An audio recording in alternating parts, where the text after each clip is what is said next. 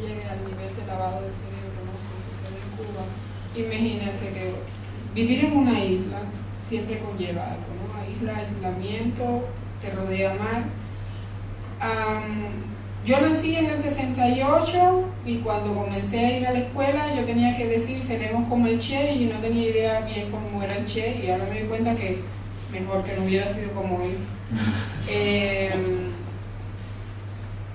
Y te comienzan a bombardear con que, bueno, el sistema es lo mejor, que yo siempre recuerdo en el Noticiero Nacional de Televisión de Cuba, de Sudamérica, lo que presentaban era los indios cargando cuestiones con unas bolsas en el lomo, los pordioseros.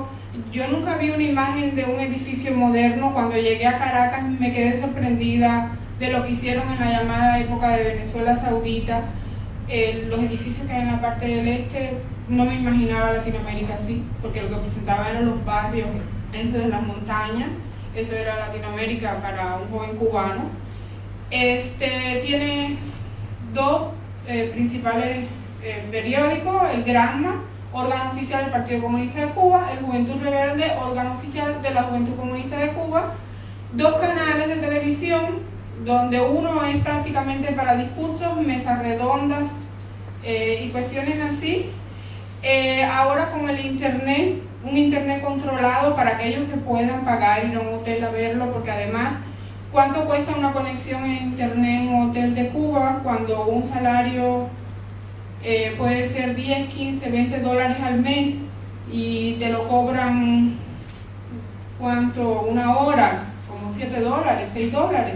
¿Qué cubano va a ir allí, al menos que tenga fe, ¿no? ¿Sabes lo que es la fe? Familia en el extranjero, que le manda algo para la sobrevivencia y para la comunicación, pues también un dinero, ¿no? Por ejemplo, yo desde Curazao, yo le escribo a mi familia, pero yo no puedo usar los correos electrónicos que tengo con mi nombre, Olivia Ocampo, yahoo.com, no me dejan entrar a Cuba.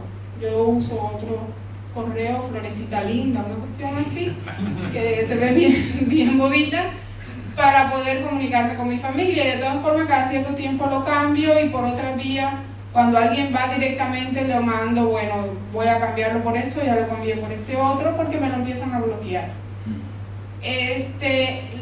Las antenas para recibir canales de otros países. Imagínense usted, me acuerdo en una época que en las escuelas y comedores y eso, había unas bandejas para la comida, de aluminio, más o menos grandes, y esas bandejas ya de los comedores, esas no daban esa variedad, con un platico ya resolvían, y empezaron a salir de circulación y aparecían en las azoteas de la casa como antena. Había gente que viajaba a visitar familia a Miami y traía los componentes electrónicos pequeñitos en el bolsillo, y después los técnicos con esas antenas, con esas bandejas y otros tipos de cosas, pues armaban las antenas. Había gente que construía como un tanque de agua, y dentro del tanque lo que había realmente era una antena para captar señal. Y el gobierno se dio cuenta y empezaron a subir a las azoteas a ver qué era lo que había, cuál era verdaderamente tanque de agua y cuál era antenas disfrazadas o palomares o cuestiones así. Entonces, el problema, yo siempre digo, para mí una de las cuestiones de la dictadura de izquierda, que por eso a veces no se ve, ellos matan en última instancia, sí matan también, porque en Cuba hay desaparecidos que después le dicen a las familias que se iban como balseros y se ahogaron, y que encontraron alguna pertenencia en la orilla del mar o flotando por un callo, cuestiones así. Pero también hay casos, por ejemplo, que yo conozco un caso que, bueno, es muy doloroso para mí, que el muchacho era un dirigente estudiantil, y bueno, dijeron que tenía una enfermedad psiquiátrica, le dieron electroshock y ya dejó de pensar, cambió, es otra persona completamente. Él lo que te quiere matar es el cerebro, la manera de pensar. Lo que quiere controlar es eso. Y entonces ese es uno de los objetivos en los cuales se invierte en la educación. Sí, te educan, pero ¿para qué te educan? Para que pienses como ellos. Es una contradicción, ¿no? Porque uno llega después a determinado nivel intelectual, pero ese es tu tope, esa es tu ideología, esto es lo que tienes que pensar, no puedes irte más para allá. Las referencias que tienes siempre son las que yo te doy. Yo me acuerdo, yo quería estudiar filosofía, pero así, filosofía. Yo no quería estudiar filosofía marxista-leninista. No tenía la opción de buscarme otra filosofía, sino unos resúmenes pequeñitos donde ellos daban la opinión, donde nadie tenía buenas ideas, eran ellos nada más y los marxistas-leninistas, y a veces te sacaban a determinados filósofos, me acuerdo después. Sí, entonces eso es lo que ellos quieren controlar, el pensamiento, la información que te llega, y entonces con esa, ¿qué tú puedes? Son 50 años. Y son 50 años, lo que pasa es... La juventud ya está adoctrinada. Sí, pero ahora sucede, y según se han hecho algunas encuestas encubiertas y eso, de que, por ejemplo, hay cuestiones como el hecho de que han permitido, porque tenemos que ver algo, antes de la llamada, de la caída del muro de Berlín, al gobierno de Cuba no le gustaba el turismo llamado occidental, iban solamente rusos, búlgaros, húngaros allá a ser turistas. Podía entrar un francés, un holandés, un canadiense, pero no era lo que a ellos les interesaba mucho. Después, cuando ya se vieron sin esa economía, y antes de Chávez, porque bueno, Chávez viene en el 98, que no tenía ninguna otra fuente de ingresos, empieza a abrir la isla al turismo occidental, los canadienses, los italianos, y eso de alguna manera va, claro, va colando otra información, entran alguna que otra revista. La llamada a abrir las puertas a la comunidad exiliada o que vive en el exterior, ellos lo dicen la diáspora o algo, no quieren usar la palabra exilio, y alguna gente no se clasifica como exiliado.